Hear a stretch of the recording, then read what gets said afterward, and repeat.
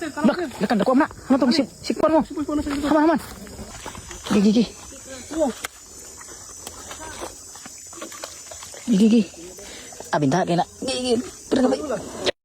Wasdak mga master, ngayong araw nga pala mga master, binalikan na naman namin dito ni Master Gerson yung spot nila dito na palagi na lamang silang pumapaldo. At ako na palaging dimalas yung aking dagway sa spot na ito, hindi pa rin ako natatagam, bumabalik pa rin ako. At doon sa kabila ay nakaplastar na rin ng iba nating mga kamastiran. At gaya nga ng sinasabi ko, kapag ako'y namimingwit dito sa spot na ito, hindi talaga pinapansin ng isda yung aking mga pamingwit. Kaya hindi ko talaga mapigilang mahigda-higda na lamang ang murag na ara sa balay. At dito banda-banda, halos naninuod na palag tinaman si Master Gerson, halos dinala na niya lahat ng kanyang mga pamingwit. Sobrang napakadaghanan ng mga pamingwit dito, nagparid talaga sa kadaghan. Siyarog hindi matugkan ng hubag-hubag ang mga isda nito kapag makita nila itong pamingwit na ito. At sa mga puntong ito pagkatingin ko doon sa kabila ay nakahulip na pala sila master doon. Lumilipay na ang ilang mga dagway at ako dito ay wala pa rin kumakagat sa aking pamingwit. Kaya kapag-isipan ko na dito, gamitin ko na naman yung aking lure na sawadika. Magduwa-duwa lang muna ako dito sa aking pamain na baki-baki, murag batang kamay ng way buot. Kasi mga ilang milyong minuto na ang nakalipas, wala pa talagang kumakagat sa aking pamingwit. Kaya napag-isipan ko na ito lang muna yung gamitin ko. Makapak-hapak lang muna ako dito sa aking baki-baki na lure. Iyawat na lamang yung dagway ko na nalalaayan ay malilipay gamay. Ako'y nang hihinaot at namamasin sa paghapak-hapak ko sa pamingwit ko na ito na makahuli ako dito na kahit maliit lamang na dalag, ng bisag mura nagtukog kadakon, okay na basta isda lamang. Kaya sa mga oras na ito ay kumbati talaga ako dito og hapak-hapak, delikado kayo, kadugay ng hapak-hapak dito, makaigo ako dito gingon nato na may mga hinungdan, hubag na akong kigol. Kaya hinahinay lamang ako nga dahan-dahan ako dito sa paghapak-hapak sa aking pamingwit, baka maigo yung kanilang mga simo, di mo hindi laban ako sila nakikita. Baka talaga may mga engkantong bugoy na naninirahan sa lugar na ito. Paano na kaya wala baya akong kakilala na albularyo, walang magtahihop sa aking kigol kapag nahuhubag, kapag naatuan ako ng engkanto. At sa mga puntong ito hindi na talaga mapigilan ang kakiat ng aking dagway. Nangihigat na talaga ako dito mayo, nagsakasakan na talaga ako dito sa akasya, nangiyawat lamang jud ako dito matagak. Nga naman sumiabot ko sa kadiri na baday isda diri sa ibabaw sa kahoy nga naaraman sa tubig. Hala kanaog. Kaya sa mga puntong ito napag-isipan ko na kumakanaog na lamang ako at babalikan ko na yung aking mga pamingwit dito at pakay may mga isda na dito na tumutukob na sa aking mga pamain. At sinalisdan ko na naman ang floater fish na yung aking pamain at binalibag na agad sa tubig. Hindi ko talaga mapigilang kumut-kumutin na lamang yung aking pamain dito dahil sa sobrang lait talaga ng aking dagway kasi wala talagang tumutukob na isda sa aking pamingwit. At pagkalingon ko dito sa kabila ay mabuti pa si Master Ivan kasi nakahuli na siya dito ng malaki-laking gamay na magic carp. At agad-agad rin akong napapalapit ni Master Gerson kasi nakahuli na naman siya dito ng magic carp. Sana all talaga.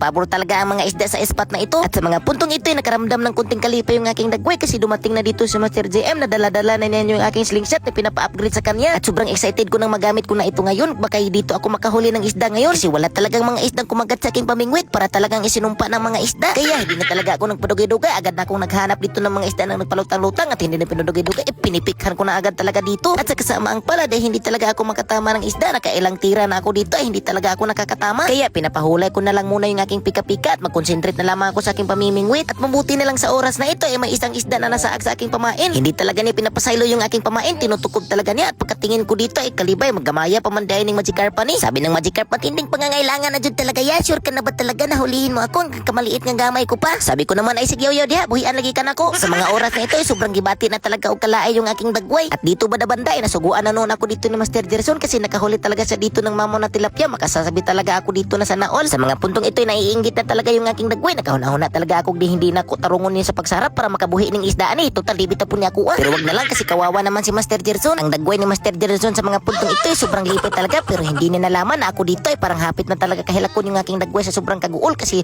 napakadagko ng mga huli niya tapos ako wala talaga kung nahuli na kahit man lang isa. At dito banda-banda ay nakahuli na sana ako dito ng isda pero sa kasamaang palad ay micro tilapia pa jud yung nahuli ko. Sa sobrang liit ng tilapia na nahuli ko ay halos malaki pa yung hook sa kanya. Grabe na talaga ito, parang ayaw ko nang bumalik sa spot na ito. At tinawag na naman ako ni Master Ivan kasi nakahuli na naman siya ng Magikarp. Sa mga puntong ito wala na talaga akong ganang magsalita kasi hindi ko na talaga nasasaptan yung aking pamati. Ang mga kasamahan ko dito ay grabe kalaki ng kanilang mga tawa-tawa kasi sobrang napakalaki ng kanilang mga nahuli. Grabe talaga, ayaw ko nang bumalik sa spot na ito, oy.